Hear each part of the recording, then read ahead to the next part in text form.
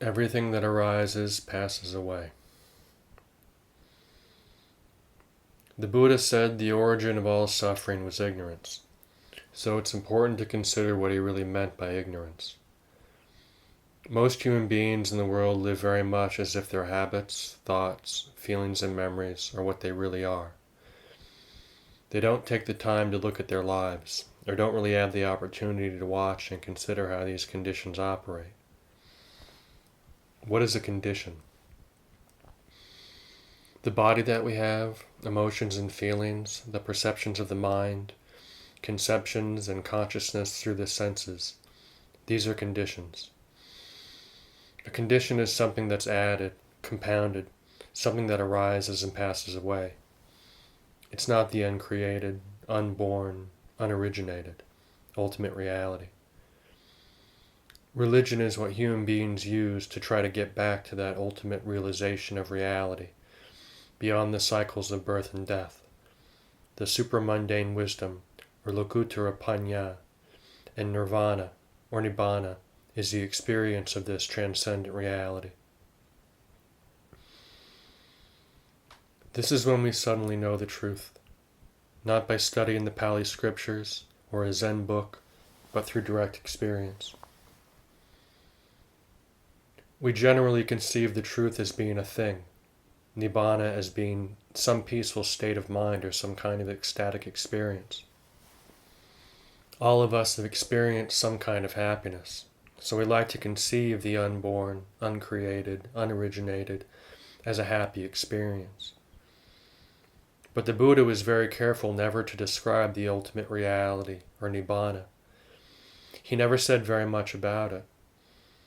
People want to know what it is, write books on it, speculate about its nature, but this is exactly what the Buddha didn't do. Instead, he pointed to direct knowing of conditions that change, what we can know through our own experience at this moment. This is not a matter of believing anyone else. It's a matter of knowing at this present moment that whatever arises passes away. So we put forth that kind of attention in our lives. We are attentive and notice that whatever arises passes away. Every condition of your mind or body, whether it is a sensation of pleasure or pain, feeling or memory, sight, sound, smell, taste or touch, inside or outside, is just a condition. It's important to reflect on what ignorance really means, in the sense in which the Buddha used it when he called it the origin of all suffering. Being ignorant means that we identify with these conditions by regarding them as me or mine, or as something that we don't want to be me or mine. We have the idea that we must find some permanent, pleasant condition. We have to achieve something, get something we don't have. But you can notice that desire in your mind is a moving thing, looking for something. So it's a changing condition that arises and passes away. It's not self. The expression not self, anatta, is not some kind of mantra you keep repeating to get rid of things, but an actual penetration of the very nature of all desires. As you look carefully, very patiently and humbly, you begin to see that the created arises out of the uncreated and goes back to the uncreated. It disappears and there's nothing left. If it were really you and really yours, it would stay, wouldn't it? If it were really you, where would it go? To some kind of storehouse of personality? But that concept, like whatever you conceive, is a condition that arises and passes away. Whenever you try to conceive yourself or any concept or memory of yourself as this or that, it's only a condition of your mind. It's not what you are. You're not a condition of your mind. So sorrow, despair, love, happiness are all conditions of mind, and they're not self. Notice when you suffer, feel discontent in your life. Why? It's because of some attachment, some idea of yourself or someone else. Someone you love dies and you feel sorry for yourself. or you think of and dwell on the good times you've had with them, creating more conditions of mind. Maybe you feel guilty because you weren't giving or loving all the time. That's a condition of mind also.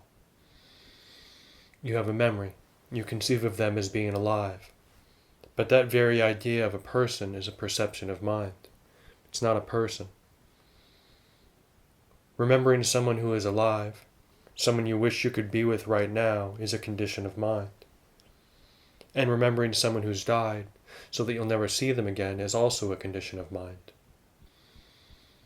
Buddhist meditation is a way of looking at the conditions of mind, investigating and seeing what they are rather than believing in them. People want to believe. When someone close to you has died, someone may tell you, "Oh, they went up to heaven with God the Father," or "They're living in the delights of the Tusita heaven." They say this so that you'll have a pleasant perception of mind. Well, now I know that my grandmother is happy up there in the heavenly realms, dancing with the angels. Then someone else says, "Well, she did some pretty dreadful things. She's probably down there in hell, burning in the eternal fires." So you start worrying that maybe you'll end up there too. But that's a perception of mind. Heaven and hell are conditioned phenomena. If you reflect back to 10 years ago, that's a condition of mind that arises and passes away. And it arises because I've just suggested it to you. So that condition is dependent upon another condition. Memory is what we have experienced, and the future is the unknown. But who is it who knows the conditions of the moment? I can't find that who. There's only the knowing. And knowing can know anything that is present now. Pleasant or unpleasant, speculations about the future or reminiscences of the past, creations of yourself as this or that. You create yourself or the world you live in, so you can't really blame anyone else. If you do, it's because you're still ignorant. We call the one who knows Buddha, but that doesn't mean Buddha is a condition. This is not saying that a Buddha Rupa knows anything, but rather that Buddha is the knowing. So Buddhist meditation is really being aware, rather than becoming Buddha. The idea of becoming Buddha is based on conditions. You think you're someone who isn't Buddha right now, and in order to become Buddha, you have to read books to find out how to become one. Of course, this means that you have to work really hard to get rid of those qualities which are not Buddha-like. You are far from perfect. You can be angry, greedy, doubtful, and frightened. And of course, Buddhas aren't like that because Buddha is that which knows, so they know better. In order to become Buddha, you have to get rid of these un-Buddha-like qualities and try to develop Buddha-like qualities such as compassion. But all these are creations of the mind. We create Buddhas because we believe in the creations of the mind, but they aren't real Buddhas. They're only false Buddhas. They're not wisdom Buddhas. They're just conditions of our mind.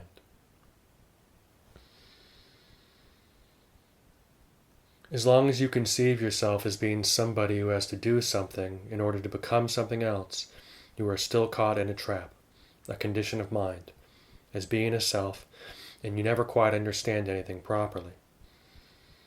No matter how many years you meditate, you'll never really understand the teaching. You'll always be just off the mark.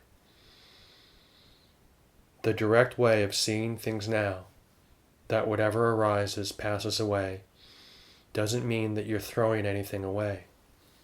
It means that you're looking as you've never bothered to look before. You're looking from a perspective of what's here now, rather than looking for something that's not here.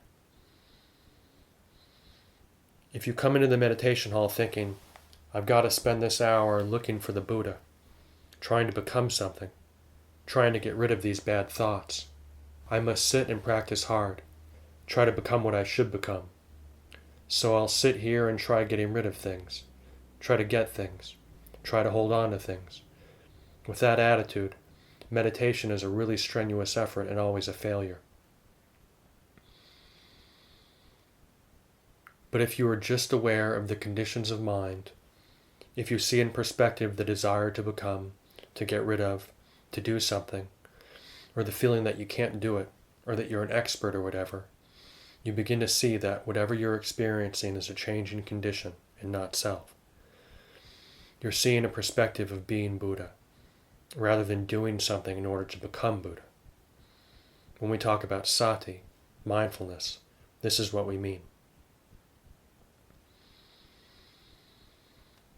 I'm really shocked and amazed by many religious people, Christians, Buddhists, whatever, who seem to be ignorant regarding the practice of their religion. Few people seem to have any perspective on religious doctrine and belief and disbelief. They don't bother to find out. They're still trying to describe the indescribable, limit the unlimited, know the unknowable, and not many look at the way they are. They believe what somebody else has told them. In Theravada Buddhism, monks will tell you that you can't get enlightened these days. There's no way you can even attain stream entry, the first stage of sainthood. Those days are past. They believe enlightenment is such a remote possibility that they don't even put forth much effort to see all that arises passes away. So monks can spend lifetimes reading books and translating suttas, but believing that they're unenlightened, and it's impossible to become enlightened. But then, what's the point of religion anyway? Why bother if the ultimate truth is so remote, such an unlikely possibility? In that case, we become like anthropologists, sociologists, or philosophers, just discussing comparative religion. Gautama the Buddha was one whose wisdom came from observing nature, the conditions of mind and body. That's not possible for any of us to do. We have minds and bodies. All we have to do is watch them. It's not as if we have to have some special powers to do that, or that somehow this time is a different time from that of Gautama the Buddha. Time is an illusion caused by ignorance. People in the time of Gautama the Buddha were no different from people now. They had greed, hatred, and delusion, egos, conceits, fears, just like people nowadays. If you start thinking about Buddhist doctrines, different levels of attainment, you'll just get into a state of doubting.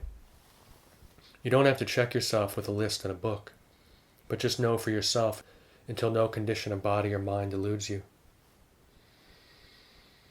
People say to me, I can't do all that. I'm just an ordinary person, a layman. When I think of doing all that, I realize I can't do it. It's too much for me.